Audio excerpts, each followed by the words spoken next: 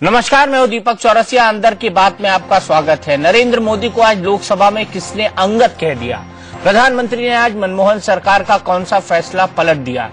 दिल्ली में बिजली संकट खत्म करने की तारीख बताने में केंद्र सरकार क्यों हिचक रही है? और आशाराम के खिलाफ अहम गवाह अमृत प्रजापति को किसने मार डाला? इस खास शो में आपको ये सब बताएंगे, क्योंकि ये अंदर की बात है। लेकिन उससे पहले हेडलाइंस पर एक नजर। अब तक की खास खबरों के प्रस्तुत करता है प्रकृति जैसी शुद्धता हमारी पहचान। MDH मसाले, the real spice of India, MDH।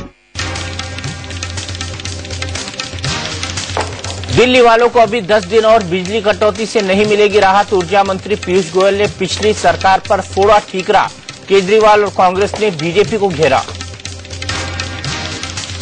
Greater Noida के बाद अब मुजफ्फरनगर में बीजेपी नेता की हत्या से बवाल। अज्ञात बदमाशों ने नगर उपाध्यक्ष ओमवीर सिंह को मारी गोली। बीजेपी ने समाजवादी पार्टी पर लगाया साजिश का आरोप। अब गंगा को मैला करना पड़ सकता है भारी। कचरा या थूक फेंकने पर 3 से 10 दिन की जेल या 10,000 का जुर्माना लगाने पर सरकार कर रही है विचार। पीएम मोदी ने बदला मनमोहन सरकार का एक और फैसला। UIDAI समेत 4 कैबिनेट कमेटियों को किया भंग। अब गुरुवार की जगह हर बुधवार को होगी कैबिनेट की बैठक। लता मंगेशकर के बाद राज ठाकरे भी कैंपा कोला सोसाइटी के बचाव में उतरे। कहा, भ्रष्टाचार की सजा जनता को क्यों मिले? दोषी अधिकारियों पर की कार्रवाई की मांग। और 36 घंटे के अंदर फिर कांपा कराची। एयरपोर्ट के पास ASF कैंप पर हुआ हमला। मुठभेड़ खत्म, 5 आतंकी ढेर, 4 फरार। तहरीके तालिबान ने ली हमले की जिम्मेदारी।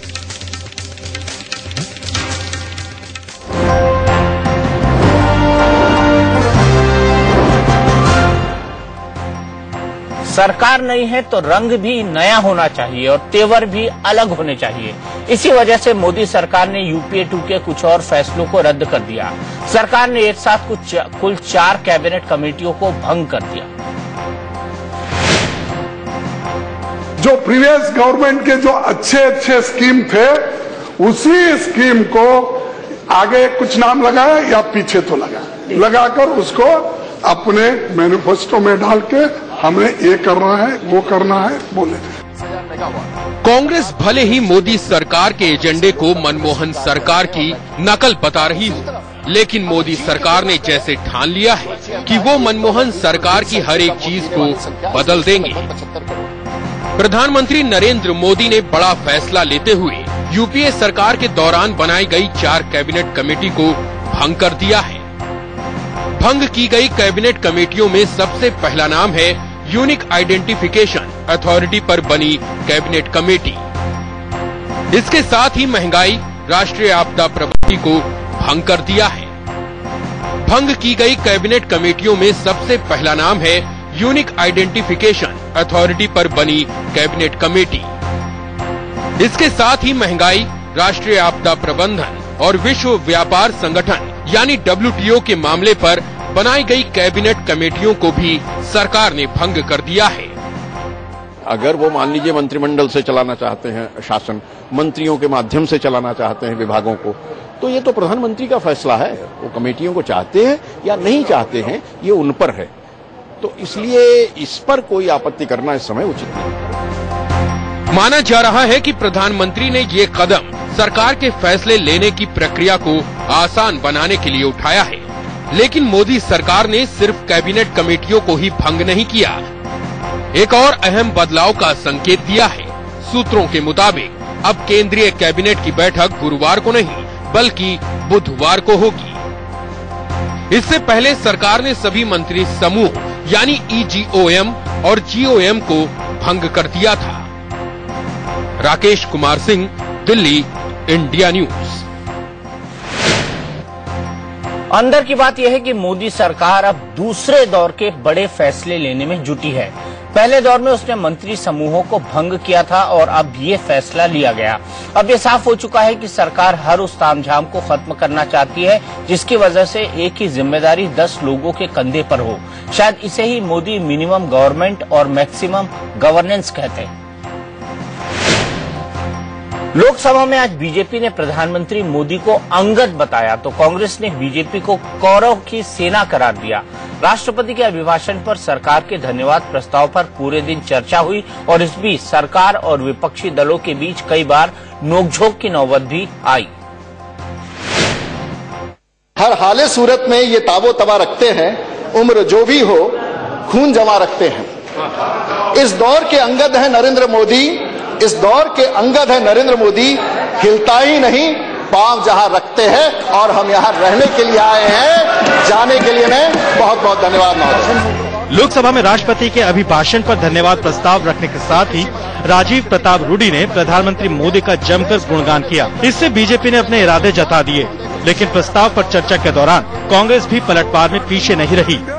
ये मत कहिए आप 40 लोग हैं, हम 300 के ऊपर है, दबाएंगे। ये दबने वाला नहीं है। अरे कौरवों की कितनी भी संख्या हो, पांडव कभी नहीं माने और पांडवों की हुकूमत आई है। एनडीए की तरफ से राजीव प्रताप रूडी के बाद रामविलास पासवान बोले और आते ही उन्होंने भी मोदी की तारीफों के पुल बांधे। हम सब लोग इमरजेंसी में जेल में थे कि नहीं थे? इमरजेंसी को भूल गए कि नहीं भूले? इसी देश में हिंदू सिख राइट हुआ, हजारों सिख मारे गए, लोग भूल गए। रामविलास पासवान ने सोनिया गांधी को लेकर सिर्फ इसी बात पर चुटकी नहीं ली।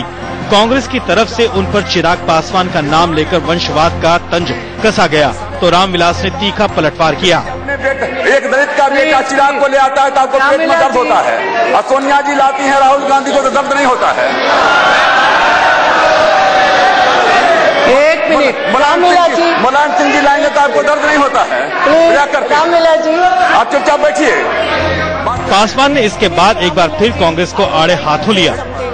अल्पसंख्यक, बहुसंख्यक, अल्पसंख्यक, देश की जनता एक तरफ चलेगी। आई कुछ लोग जो है हिंदू मुसलमान, हिंदू मुसलमान, हिंदू मुसलमान, कौन कम्युनलिज्म की बात करता है? राष्ट्रपति के अभिभाषण के पहले दिन की चर्चा से ही ये साफ हो गया कि सदन में कांग्रेस को घेरने का एनडीए का एजेंडा क्या रहने वाला है। रजत राकेश टंडन के साथ मिथिलेश कुमार, दिल्ली, इंडिया न्यूज। अंदर की बात यह है कि आज के हंगामे की वजह से लोकसभा की कार्रवाई स्थगित होने की शुरुआत हो गई। 16वीं लोकसभा में सदन को पहली बार शाम 4:30 बजे तक के लिए स्थगित किया गया। वहीं प्रधानमंत्री मोदी लोकसभा में कल शाम 4 बजे चर्चा का जवाब दे सकते हैं। लोकसभा की तरह राज्यसभा में भी आज शेरो शायरी का दौर चला। यहां मुख्तार अब्बास नकवी ने सरकार की तरफ से चर्चा की शुरुआत की और उनका सामना गुलाम नबी आजाद से हुआ। कांग्रेस ने एनडीए सरकार के रोडमैप को यूपीए की नकल बताया तो जवाब देने में बीजेपी भी पीछे नहीं रही। राज्यसभा में प्रधानमंत्री ने आज सबसे पहले अपने मंत्रियों का परिचय सदन से कराया। सम्मानित सदन से अपने मंत्रिपरिषद के सहयोगियों का परिचय कराना चाहता हूं। कैबिनेट मंत्री श्री राजनाथ सिंह जी, गृह मंत्री श्रीमती सुषमा स्वराज, विदेश और प्रवासी भारतीय मामलों के मंत्री। इसके बाद राष्ट्रपति के अभिभाषण पर बीजेपी की तरफ से मुख्तार अब्बास नकवी ने धन्यवाद प्रस्ताव रखा। उन्होंने भी नरेंद्र मोदी की जमकर तारीफ की और फिर कहा कि उनकी सरकार सबको साथ लेकर चलेगी। हुकूमत में तूफान क्या देखता है, तू हाकिम बना है तो इंसाफ भी कर, तू हिंदू मुसलमान क्या देखता है। तो जब हम हाकिम बने हैं तो इंसाफ करेंगे, हिंदू और मुसलमान नहीं देखेंगे। बीजेपी को जवाब मिलने में देरी नहीं हुई। राज्यसभा में नेता प्रतिपक्ष गुलाम नबी आजाद ने प्रस्ताव पर चर्चा के दौरान एनडीए के एजेंडे पर सवाल खड़े किए। तो मेरी समझ में नहीं आया कि इसके समर्थन में बोलूं क्या इसके विरोध में बोलूं। ये अभी भी मैं सोचता ही हूं, क्योंकि इसमें कुछ भी नहीं है जिसका समर्थन किया जाए। अब अगर नकल की जाए तो नकल के लिए भी अकल होनी चाहिए। ताल्लुकात की कीमत निभा रहा हूं मैं उनके झूठ पे भी मुस्कुरा रहा हूं। जनादेश और कुर्सी और पैसा ये ऐसी कमबख्त चीज है, एक जगह रहती नहीं है, घूमती रहती इधर से उधर उधर से। तो जो जन आदेश का है, इसके लिए कंधे बड़े मजबूत होने चाहिए उस बोझ को उठाने के लिए। सितारों के आगे जहां और भी है, अभी वक्त के इम्तिहान और भी है। यतेंद्र शर्मा के साथ राकेश कुमार सिंह, दिल्ली, इंडिया न्यूज। अंदर की बात यह है कि लोकसभा में मोदी सरकार को घेरने में कमजोर दिख रही कांग्रेस ने अब प्लान बी पर काम शुरू कर दिया है। इसी के तहत आज सोनिया गांधी ने यूपीए के सांसदों को लंच पर बुलाया, उनके साथ लंबी बात की। लंच की तारीख पहले 5 जून को तय की गई थी, लेकिन बाद में इसे टाल दिया गया। आज की मीटिंग में 6 दलों के नेता पहुंचे। अब यूपीए नेताओं को इस बात का एहसास हो गया है कि मोदी सरकार किसी एक पार्टी को मुख्य विपक्षी दल बनाने का इरादा नहीं रखती। इसीलिए गठबंधन के नेताओं ने सरकार को चुनौती देने के बाकी रास्तों पर चर्चा की। दिल्ली में बत्ती गुल होने की आफत कब दूर होगी, इसकी तारीख बताने में केंद्र सरकार आज नाकाम रही। केंद्रीय ऊर्जा मंत्री का दावा है कि सरकार अपनी तरफ से कोई कसर नहीं छोड़ रही, लेकिन उनके लिए आफत की मियाद बताना मुश्किल है।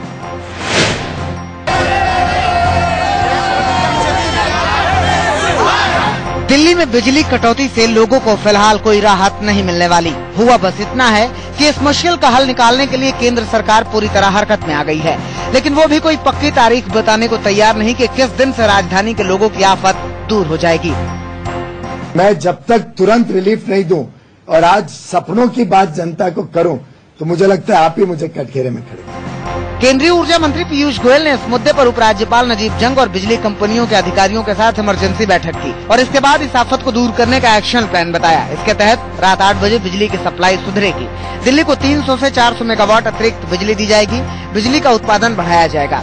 बवाना प्लांट को आज रात से गैस मिलनी शुरू हो जाएगी। एनटीपीसी भी दिल्ली को अतिरिक्त बिजली देने को तैयार है। मुझे दिल्ली के सपना पूरा करने के लिए मुझे लगता है कि आपको थोड़ा समय देना होगा कि मैं उसको पूरा स्टडी कर सकूं। कांग्रेस ने केंद्रीय ऊर्जा मंत्री के बयान को बचकाना करार दिया। पावर मिनिस्टर को खंबे पे चढ़ के बिजली सही नहीं करनी होती। पावर मिनिस्टर एक दिन में बिजली दुरुस्त कर सकता है। उसको सिर्फ ऑर्डर करना है कि जो ज्यादा बिजली है वो कहां से उपलब्ध हो। उधर अरविंद केजरीवाल ने भी बीजेपी पर हमला बोला। केजरीवाल ने ट्वीट किया कि बीजेपी न तो बिजली संकट से निपटने में सक्षम है, न ही सरकार बनाने में और न ही दिल्ली में चुनाव कराने में। वो पूरी तरह गैर जिम्मेदार है। बीजेपी ने पलटवार करने में देर नहीं की। कोई व्यक्ति अगर दिल्ली में आके बड़े बड़े लुभाने वाले सपने दिखा के भाग जाए तो उसका जवाब मैं नहीं दूंगा, आप उसी से पूछ लीजिए। शिवानी त्यागी के साथ संजय शर्मा, दिल्ली, इंडिया न्यूज।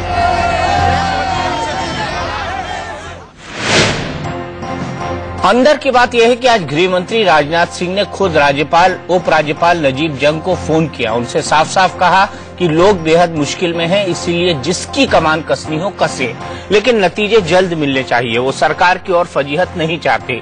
दरअसल राजनाथ सिंह को लग रहा है कि गृह मंत्री होने के नाते लोकसभा में विरोधी दल सीधे उन्हें घेर सकते हैं। खासतौर पर आम आदमी पार्टी के चारों सांसद इसकी तरफ से इसकी आशंका सबसे ज्यादा है। अंदर की बात में वक्त हो गया है एक ब्रेक का। ब्रेक के बाद आपको दिखाएंगे उत्तर प्रदेश में एक और बीजेपी नेता की हत्या के बाद राज्य की कानून व्यवस्था पर फिर बड़े सवाल खड़े हो गए हैं। वारदात फिर पश्चिमी उत्तर प्रदेश में हुई है। इसकी वजह से अखिलेश सरकार विरोधियों के निशाने पर है। इस बीच मायावती ने राज्य सरकार की बर्खास्तगी की मांग की है। मुजफ्फरनगर के मीरापुर में बीजेपी नेता ओमवीर पर बाइक सवार अपराधियों ने घात लगाकर हमला बोला और उनकी जान ले ली। ओमवीर रिटायर्ड फौजी थे। पिछले हफ्ते ग्रेटर नोएडा में बीजेपी नेता विजय पंडित की हत्या कर दी गई थी और अब इस ताजा वारदात के बाद एक बार फिर ये सवाल उठ खड़ा हुआ है कि क्या उत्तर प्रदेश में कानून व्यवस्था को संभालना अखिलेश सरकार के बस की बात नहीं है। युवाओं की हत्या अपने आप में गहरा संदेश देती है कि इसमें अभी से तुरंत कुछ कार्रवाई हो जिससे पहले अगली और कोई हत्या हो। उधर लखनऊ में मुख्यमंत्री अखिलेश यादव ने प्रशासन और पुलिस के आला अधिकारियों की मीटिंग में उन्हें हालात को काबू में करने की सीधी चेतावनी दी। लेकिन जहां तक प्रशासनिक अधिकारियों को निर्देश देने की बात थी, प्रायोरिटी पे लॉ एंड ऑर्डर और विकास के काम प्रायोरिटी पे रहें। मुख्यमंत्री जी, आज तिलक हाल में अपनी सेना के लोगों के साथ जो आपने बैठक की है, परिणाम क्या आएगा उसका? वहीं दिल्ली में यूपी की कानून व्यवस्था को लेकर बीएसपी ने राज्यसभा में जमकर हंगामा किया।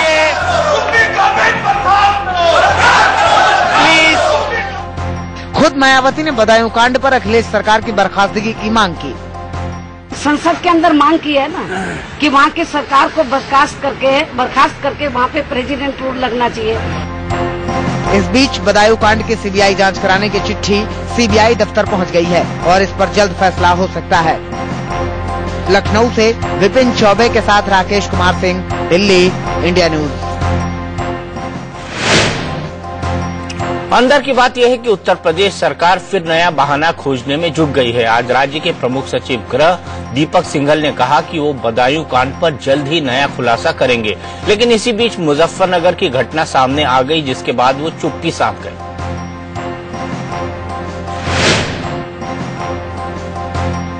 आसाराम के खिलाफ गवाही देने वाले वैद्य अमृत प्रजापति की आज मौत हो गई। उन पर 23 मई को राजकोट में फायरिंग की गई थी, जिसके बाद से वो अहमदाबाद के अस्पताल में भर्ती थे।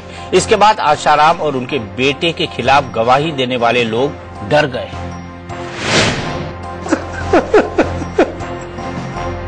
आसाराम के बेटे नारायण साईं का पूर्व ड्राइवर सतीश वाधवानी डरा हुआ है।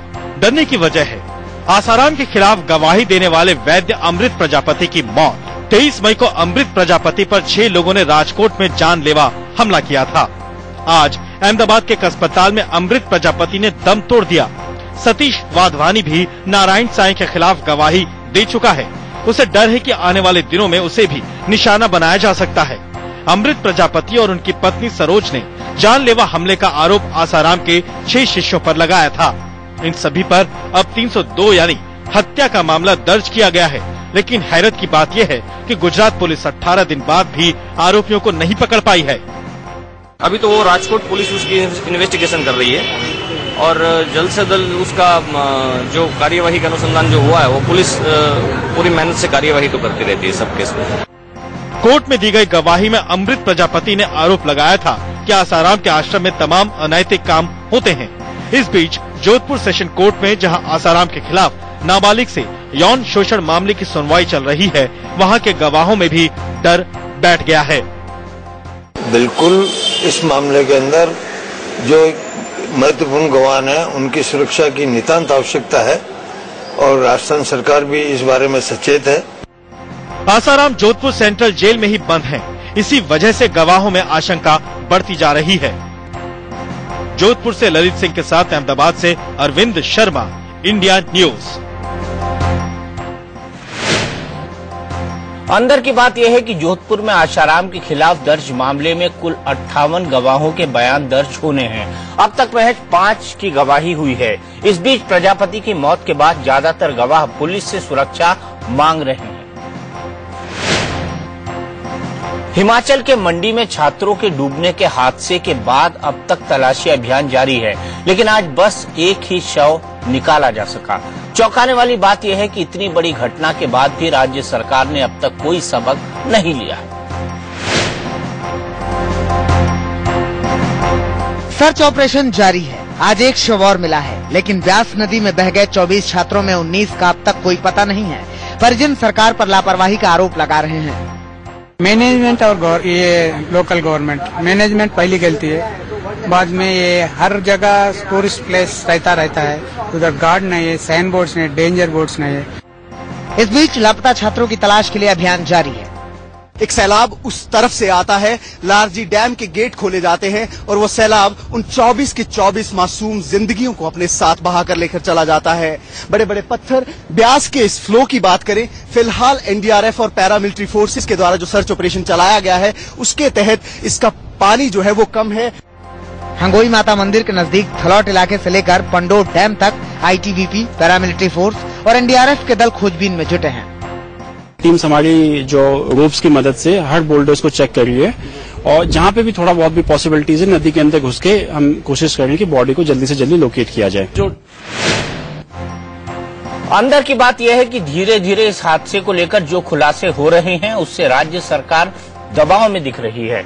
डैम में पानी छोड़े जाने से पहले हूटर बजने के मुद्दे पर सीएम जो दावे कर रहे हैं, लेकिन स्थानीय लोग और सरकारी कर्मचारी तक उन बातों की तस्दीक नहीं कर रहे। अंदर की बात में आज इतना ही। India news